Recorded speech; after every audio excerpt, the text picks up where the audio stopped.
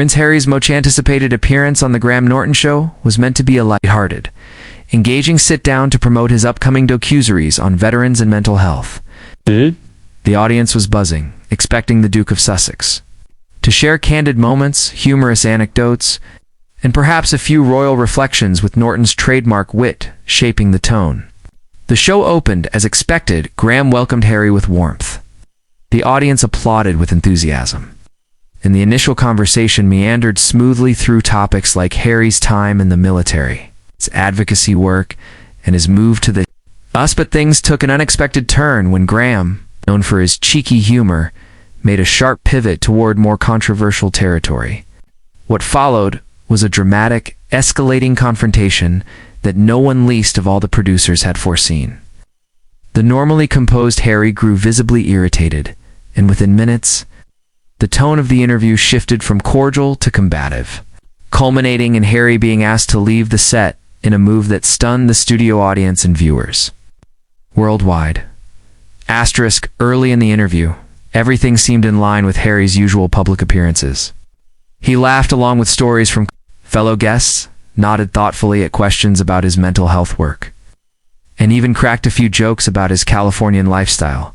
However, things began to get uncomfortable when Graham brought up the subject of Harry's memoir and the public reaction surrounding it. "You've been quite vocal about your struggles and your family," Norton said.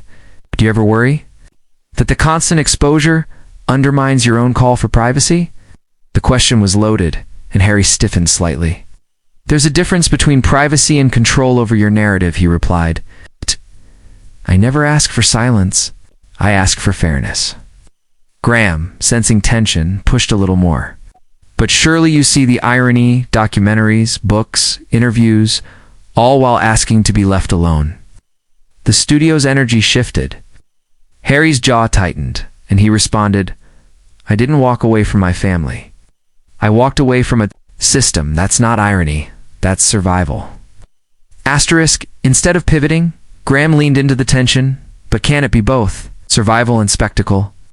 Some people feel you've turned personal pain into content." The words struck deep. Harry's demeanor changed, his playful tone vanishing. "Do you know what it's like to have every move picked apart?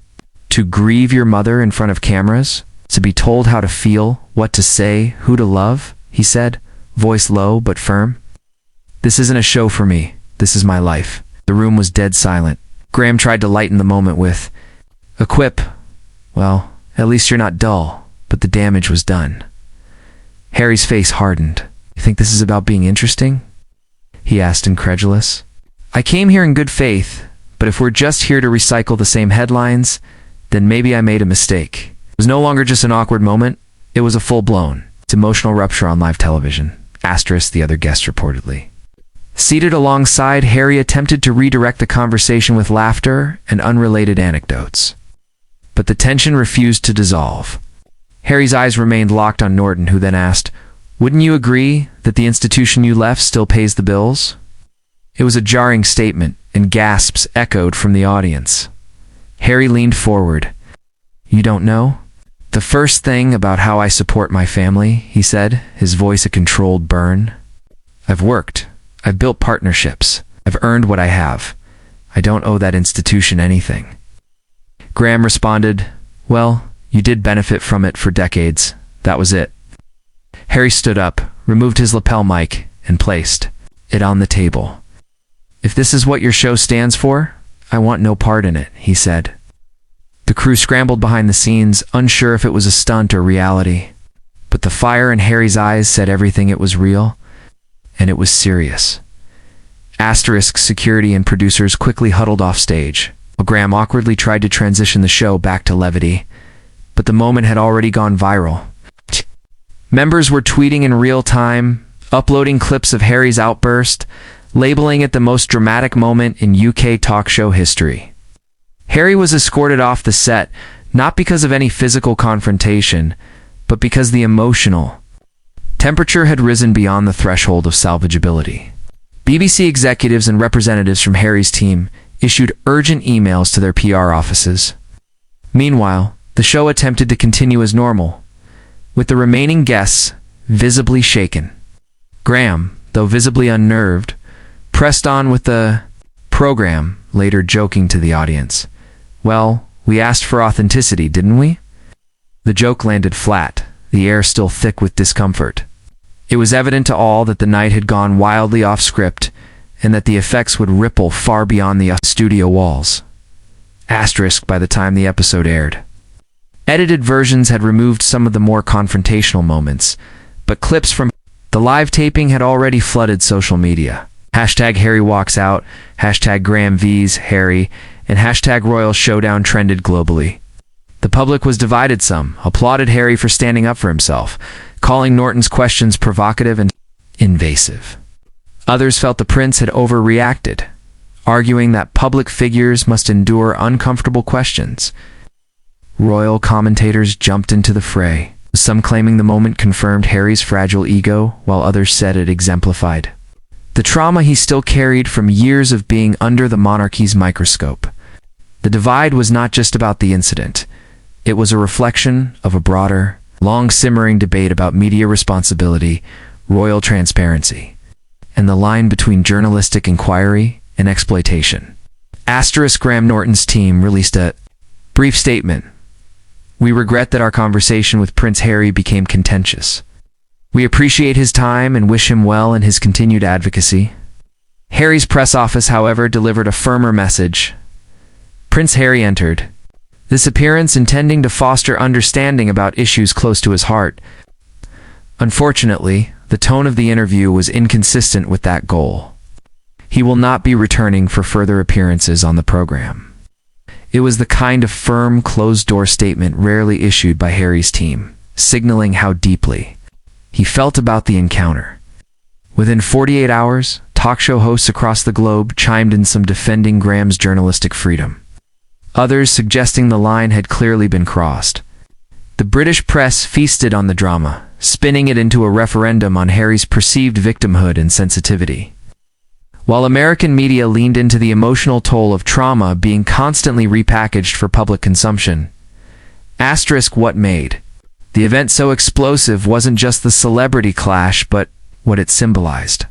Harry, long painted as the rebel royal, had once again found himself at odds with the system, this time not the firm, but the media establishment.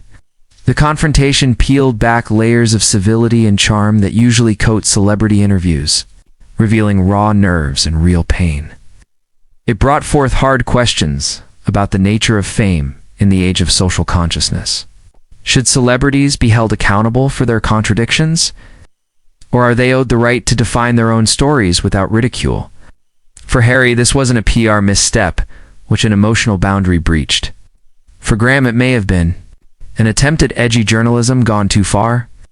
Either way, the world wasn't talking about the docustories anymore. We're talking about what happens when trauma meets entertainment in the spotlight. In the following week, prominent figures weighed in. Oprah Winfrey, a longtime friend of Harry and Meghan, posted a message on her social media that read simply, "Compassion is the highest form of courage."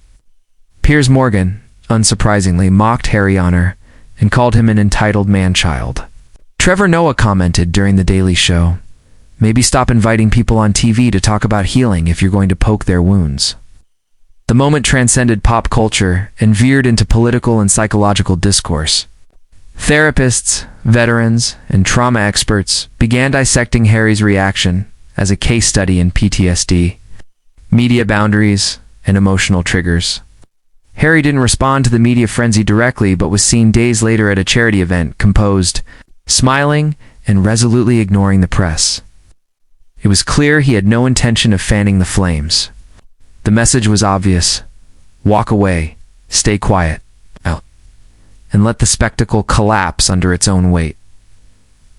Prince Harry being kicked off the Graham Norton show wasn't just another celebrity mishap.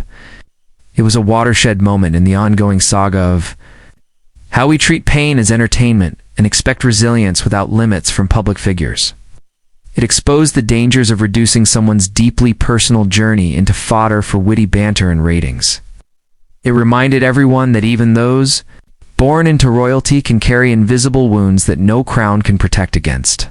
And as Harry walked off that brightly lit stage, mic discarded and dignity intact, The world got a rare, unfiltered glimpse not of the prince, the husband, the author, but the man still healing. And maybe, just maybe, that's what the world needed to see all along.